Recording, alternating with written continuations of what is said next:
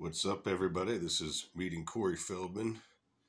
I met him on my birthday, actually. This is where I met him, Bizarre C2. It's or was a horror convention in Atlantic City. They don't do it anymore, and as you can see here, or not, I know this lighting's shit, but it said performance by Corey Feldman. And if you look at the, I'll get to that later, and then G. Tom Mack as well. But if you look at the timing, I'll explain later why that is essential in the story. But anyways, here's show this off, my Lost Boys poster from, this is whenever the movie came out. I got that from a record store. And also, before I move away, so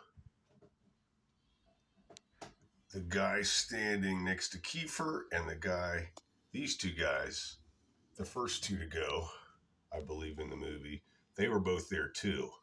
Now I'm doing this backwards, it's so hard. The guy with the black hair, the ladies were going crazy for him, and then this dude, those guys both performed with G. Tom Mack. It was so cool. Now this dude, unfortunately, is no longer with us. He passed away a couple years after that convention, but they were both super cool guys, because I ended up going to the VIP. And anyways, so meeting Corey Feldman. So this video is not to shit on Corey Feldman. He pretty much does that on his own.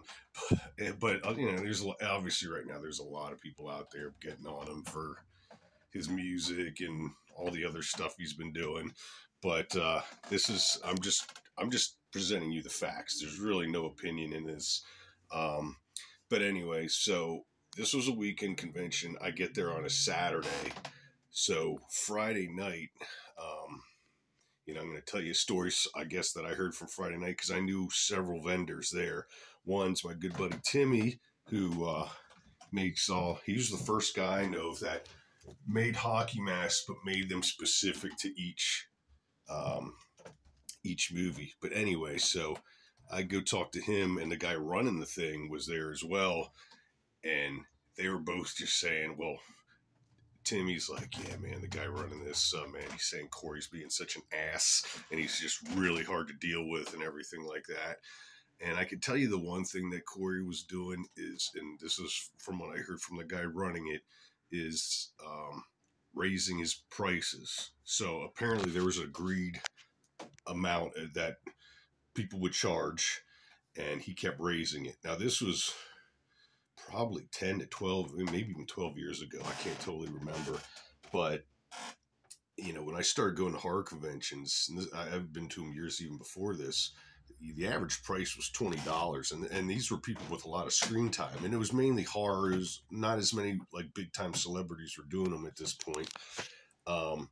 So this was one of the first times I saw some bigger celebrities like Corey Feldman doing it. And that's when it started to piss me off, because they would come and charge these real high amounts, which now 50's nothing, that. But then it made the other guests say, oh, well, if they're getting it, let me raise my amount, and it just snowballed from there.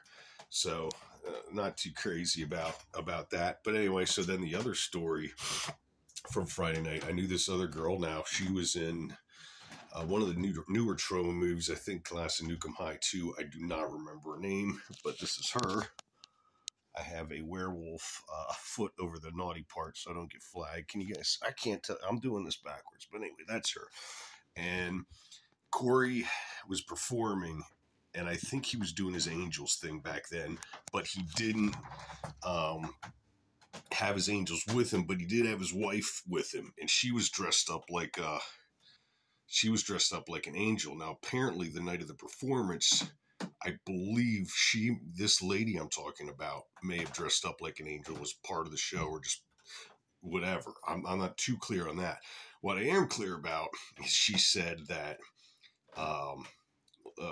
Corey asked her to do a three-way with him and his wife, and she, as far, from what I hear politely, said no. And, whatever, Corey's, I'm not surprised to hear that. But the bummer part of it is um, she said that he would not let it go. Like he kept asking and kept asking, and it got really like uncomfortable and all that. So anyways, that's the stuff I heard that was going on already. And when I forget what he was supposed to be charging, but then I found out he's charging 50 again, and I'm like, screw this, I'm not paying that just on principle alone.